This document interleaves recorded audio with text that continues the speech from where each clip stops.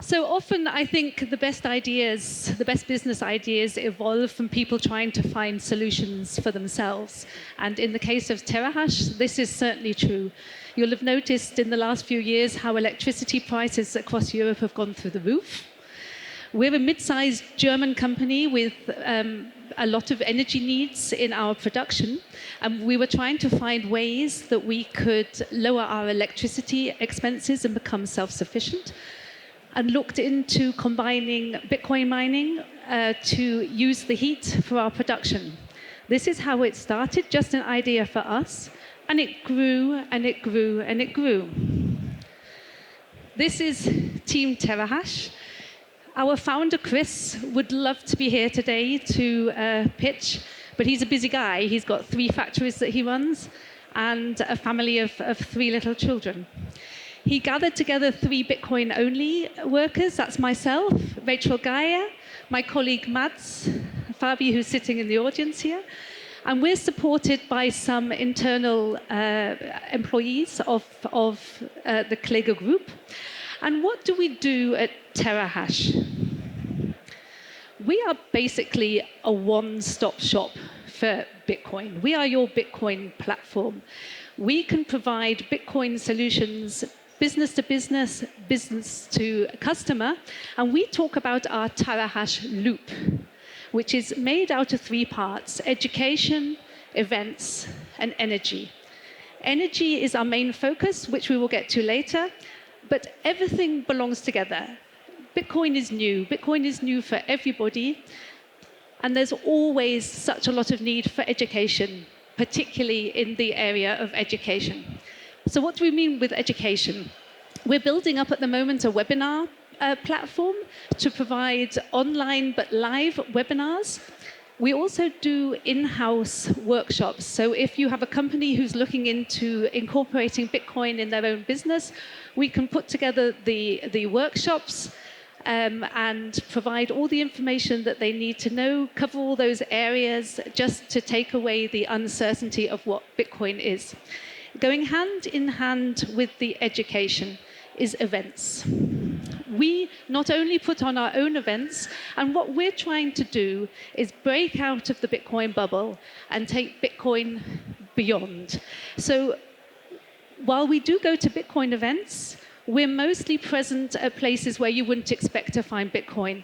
We have been to a number of investment trade fairs.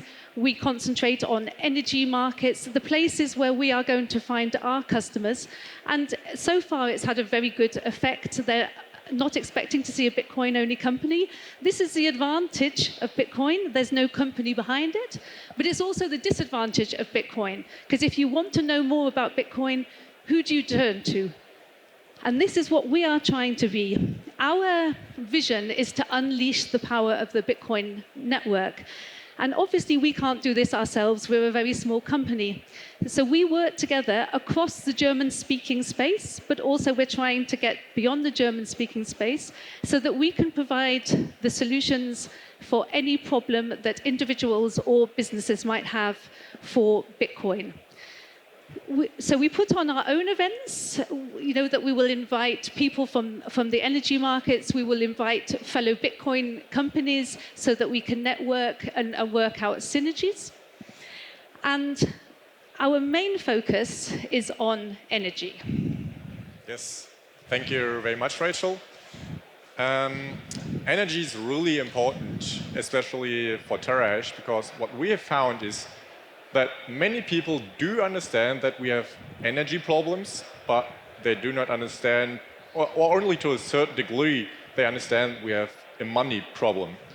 So if we come through this energy part, a lot of people understand how energy is working and maybe use Bitcoin sort of like a railway technology and adopting only the advantages of Bitcoin, not even knowing what they're adopting, just to use the advantage.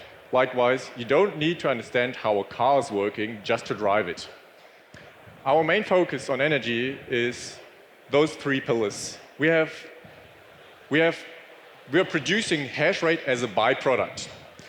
Many of you know that many of you know those really big mining farms. Those mining farms are only there to produce hash rate. So this is their main product.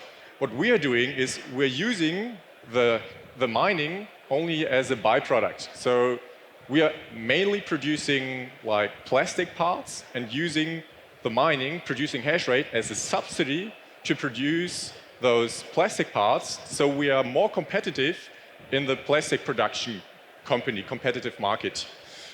And this is not the only use case for using hash rate as a byproduct. We found that power to heat use cases are really, really important for energy because a lot of productions need a lot of energy and also need a lot of heat. So why not use the heat output of mining, because in the end, this is all mining does. It uses electricity energy and puts out heat. And this is what we are using for our advantage to produce hash rate, heat, and plastic products. The second is the peak load management. We are producing not 24/7, so we are producing in shifts. We have 16-hour shifts, and on the weekend we are not producing at all. But our photovoltaic, that it doesn't know it. Like on the weekends, the sun is still shining and we do not need this energy. So where do we put it? We can either feed it into the grid or we have this energy grid stabilization tool, as we call it, to just use this excess energy and to make it into some monetization. And the last thing that we found is really important is the reduction of methane gas.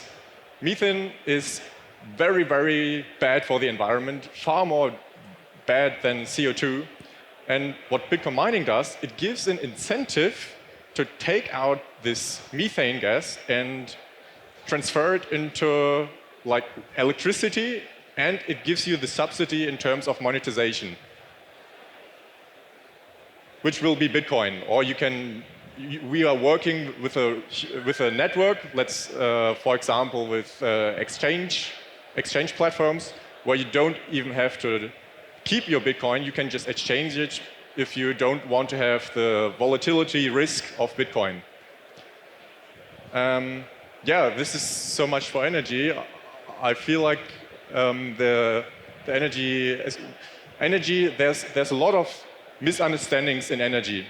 And this is why we are also having this education part. Energy and education, they go sort of hand in hand. And this is where we also want to make clear the narratives of energy, because a lot of people think using more energy is bad. However, this is not the case if you use this energy for use cases like this. And this is where we have this education energy association, which Rachel is going to talk about. Yeah, this is another aspect of what we're doing at Terahash. We're driving the European Bitcoin Energy Association. We appreciate that we need to have a voice at the table in Brussels when it comes to talking about proof of work. And of course, all the other cryptocurrencies are there. They've got their people, they've got their money, but nobody's talking for Bitcoin. So Terahash is driving an initiative to set up a European association where we're getting on board the larger miners from Northern Europe and Mid-Europe. And we're also working together with financial companies, academia. Basically, you need to put the right people in front of the regulators so that they will listen to what you have to say. And this is something that we hope will be up and running in the next few weeks, so that at September, when all the regulations start for MiCA in Brussels, we will also have a voice for Bitcoin at the table. Okay, so let me start. So I understand that you're doing three things. It looks like only one of them is making money. Or am I incorrect? So what's your business model, to simplify it? In fact, we make money particularly on the education and, of course, on the energy. The energy is more long-term because we're looking at very large investments. So with our energy lab, we are building up the knowledge so that we can help other companies who are looking into using or incorporating Bitcoin mining in their production, other European. So we act as the advisors to these companies. We're working together with software providers. We're working together with academia to get some facts and figures using our lab. So we research with hydro miners, we research with immersion miners, and just so that we can always have the cutting edge product. So we don't actually produce the product ourselves. We want to be able to stay ahead, and this market is changing so quickly. And so we get partners working together with us who want to use the lab to get the facts and figures that they need for their software or for their... And then with this knowledge, we then advise companies who are looking to incorporate, like our company. We have heat requirements for our production. There are many, many other companies who have the same. And these are our customers in the energy area. In the education, I mean, if you want to be educating the board of directors of these big companies who are going to make these investments, there's quite a bit of money to be made there. Also, the webinars. What we're trying to do is we believe that by the end of next year, we need to have all our ducks in a row. That's when people are going to be really waking up to the fact that they need to know more about this, which is why we're putting quite a lot of emphasis on the academy to build up so that we can cover not just normal Bitcoin education. Do you need to know more about Lightning? Do you need to know about mining? How deep do you need to go? So from the very, very top high level down to the deep dive. Okay, so that there's no like ready-made product that you're selling. We are working together with a partner to get a software together, because I think what's going to happen in Europe, we need very intelligent solutions to energy. It's not going to be that we're going to have big 40-foot containers that you plug in. We are looking for solutions that you combine your Bitcoin mining with your heat pump, with your battery, and these all need to be intelligently worked together. When is the sun shining? When do I put my Bitcoin miner on? So the software is something that we will be working together as a product from us and our joint venture partners. But the actual products that we use, we want to remain flexible because there's so much great work being done in this. So we want to always be able to offer our customers the state-of-the-art equipment. How many of you have tried or successfully set up their own node, their own Bitcoin node? So I imagine that many of you stumbled across a lot of problems by setting this up. So it's not a plug-and-play solution. And it's the same with our energy research lab, with mining. If you want to buy miners, it's not just plug and play. And this is where this energy research lab is there for. We're building the knowledge, and this knowledge we're generating is what we are providing to other industries. Because if we have this problem with being self-sufficient and we want to use this energy and the heat, then other companies have this problem as well. And this is what we are trying to provide to all these companies that have the same problem. And we are building individual customized solutions for those industries. And to be really honest, so we launched at the end of January, and we're kind of letting the market take us. We were expecting that we would get an awful lot more for other subjects. It's been 95% energy that people are interested in. And what we're also finding is that we're able to act as a speaking rod for media, for politicians. We've had a number of politicians asking to come along and see the lab. We've had some mainstream media broadcasts coming along because there's something to look at and something to show.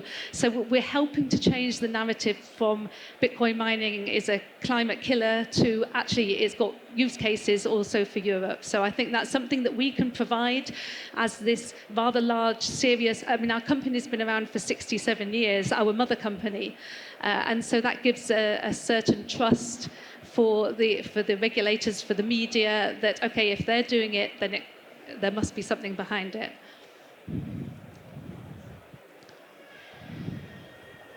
Yes. Hello. Hi, Julian. So I think this energy topic is really super interesting and super important that someone is putting in the research, but it's also very costly, right? You have a lab, you have employees. So how Are you funding this? I assume it's still like funded from the mother company, but this cannot probably be like this forever. So are you looking for external investors? And if yes, what kind of investors? We're still kind of making it up as we go along. We've been very lucky to get a sponsor on board. Coinfinity is sponsoring us. So you see, we've got very high initial costs at the moment to get the word of Bitcoin out. And so when we're going to all of these exhibitions like the Invest or the Börsentag or wherever we're going, these have very high costs. So we are looking more for sponsorship. We are hoping that we'll be able to finance this ourselves, and it's looking good. We've got our first very interesting proposals accepted, so it's looking good. But who knows? I mean, we've got a relatively long breath, but who knows how long this is going to take until it gets off the ground, and there's limits. So this was a grant that you got approved, or what kind of funding was this? It was the founding member, Chris. His companies have put up the money to get us started, but we need to start bringing in the money so that yeah. Am I getting it right? Is that the way you make money is you sell educational tutorials to company that possesses excessive energy, and you encourage them to use it for mining? Yes, but we also provide solutions. So if there's a company, let's say you've got a distillery and you need to have a lot of heat for your distillery. So we work together with the engineers, we work together with the plumbers, and we will be one face to the customer so that they only have to deal with Terahash. We do all the subcontracting out to the experts who are needed to put the solar on the roof, to install whatever needs to be installed, and with the Bitcoin mining and how to all set it up. So we will look after the projects from A to Z. So that's the service that we provide to the customers. But it usually starts with a series of workshops, because this is all about education. At the moment, people aren't really aware of what the potentials of Bitcoin mining are. There's quite a lot of skepticism, so we find that usually they book one or two workshops, and then they wait a little bit, and then when they hear a little bit more, feel a little bit more confident, then they are prepared to go ahead with the big project. And that's when you're talking about the serious money, because these are six-figure projects on these large companies. If you need to put lots of solar on the roof and fill all the requirements. All right. Please give them a round of applause. Thank you guys very much.